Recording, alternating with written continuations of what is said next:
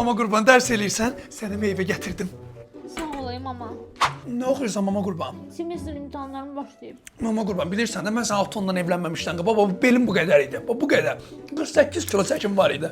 Ana ata demişdi ki sen evlenmemişten qabaq 80 kiloydun. Yox, bir 100. İndi 80 yox idim amma 70 sad olardım. Mən deyirəm də sən kimi oxşamısan. Bibisi sifət. Hələ sən mənim yaşıma çat görün. Neyse ana çıx da bayra ders oxuyuram. Qırmağa tutma. Yetim. Mən sizə görə burada oturmuşam.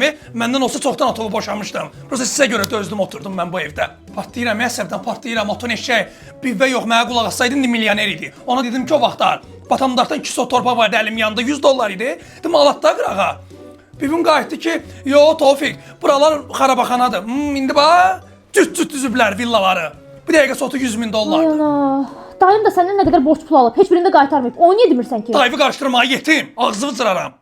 Elə bir şey olmamış atırsınız mənim qardaşlarımı ortalığa. O birisi də qürbətdə də heç bilmirəm necədir. Neysə, zəhərvi ye.